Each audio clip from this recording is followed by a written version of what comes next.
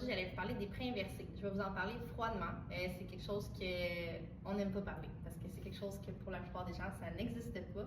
Malheureusement, oui, ça existe, puis oui, on n'a pas le choix dans plusieurs situations. Je me dis, je vais en parler froidement, mais il faut en parler. Les prêts inversés, c'est pas pour tout le monde. C'est sûr que c'est pas pour tout le monde, mais si tu travaillais pour, je sais pas, ton entreprise, elle a fermé, elle a fait faillite, puis ils ont vidé ton compte de pension, ce qui arrive malheureusement plus régulièrement qu'on le pense, honnêtement. Mais là, t'es rendu à 80 ans, puis t'as plus de fonds de pension depuis, en fait, t'en as jamais eu, parce que quand t'as pogné ton 60 ans, il est peut-être faire faillite. Ça arrive, hein? Ça arrive, puis là, tu me dis, ouais, non, oui, ça arrive vraiment souvent, vraiment plus que tu penses, où la personne, elle a pogné de cancer à genre 40 ans, puis ben, elle n'a jamais retourné au travail. Ça aussi, ça arrive, hein? Puis, tu sais, il y a plein de situations qui peuvent faire en sorte que, rendu à l'âge de la retraite, ça se passe vraiment mal. Mais là, on connaît la situation avec les loyers et tout. Fait que c'est là où je m'en vais avec les prix inversés. Comme je dis, c'est pas le plan A. Mais bon. On va faire des petits chiffres un peu dans l'air juste pour donner un average parce que ça dépend des situations, ça dépend de l'âge, ça dépend de la ville. En tout cas, je vais donner un exemple. Tu habites à Laval, ils ont décidé de te donner 50% pour l'âge que tu as de ta maison qui vaut maintenant. Hey! Edith, ta maison maintenant, elle vaut 1 million. Tu l'avais payée même pas 100 000. Eh ben oui, ça arrive. Fait que je vais mettre ce plan-là juste parce que les chiffres sont plus faciles.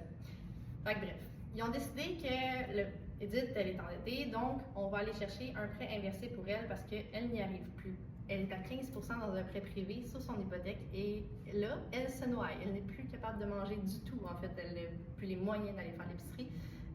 Elle n'est même plus capable de faire les paiements du prêt privé. Ils ont rappelé le prêt. Ça arrive, malheureusement. Puis beaucoup plus qu'on le pense, puis ça va arriver de plus en plus avec les personnes âgées, malheureusement. Puis de toute façon, t'as 30 ans, puis t'as de la misère à payer ton loyer, puis tu sais que j'ai raison. Ça va arriver de plus en plus. Donc voilà. Edith, c'est ça. Ils ont décidé qu'ils passaient 50% en prêt inversé. Donc Edith, que sa maison, elle vaut 1 million, il lui donne 500 000 pour son hypothèque. Edith, elle devait seulement 200 000. Donc, il lui reste 300 000 dans ses poches. Là, elle le prend ou elle le prend pas, elle peut seulement prendre 200 000 en passant. Donc, on va se dire que, mettons, elle prend juste 200 000. On va faire ça plus simple de même. Fait qu'Edith, elle prend son 200 000, elle rembourse son hypothèque et elle n'a plus de paiement à faire pour toujours. Sauf si elle décide de le rembourser un jour ou que ses enfants décideraient de la racheter. Fait que si les enfants d'Edith décident de racheter la maison, parce qu'on se rappelle que finalement, elle a juste 200 000 d'hypothèque sur 1 million. Fait que comme sa maison est à Laval, fait que mettons que ses enfants, ils pourraient juste aller chercher une hypothèque régulière pour aller rembourser le prêt. Là, il faut savoir par contre que le prêt inversé a des intérêts. C'est genre 7%. Ça dépend, mais c'est juste, je fais des chiffres à peu près pour donner un approximatif. Donc là, finalement, Edith, elle n'a pas resté très longtemps dans sa maison après son prêt inversé parce que malheureusement, elle est tombée malade. Fait qu'elle a fini en CHSLD. Donc du coup, au bout de 2 années, ben là, ses enfants veulent racheter la maison. Fait que là, ils doivent, exemple, 200 000 plus le 6% d'intérêt qui s'est accumulé pendant 2 ans. Fait qu'on va se dire, je fais des chiffres dans l'air, mais vite de même, je crois qu'il va savoir accumuler peut-être 20 000. Fait que les enfants doivent aller chercher une hypothèque dans une banque régulière, normale, pour 220 000. Ils remboursent le prêt inversé et puis c'est fini et la maison est à eux. C'est pas si pire que ça. Tu sais, là, je mets ça dans le pire des cas, mais tu sais, c'est pas si pire que ça. Ça, c'est la personne endettée.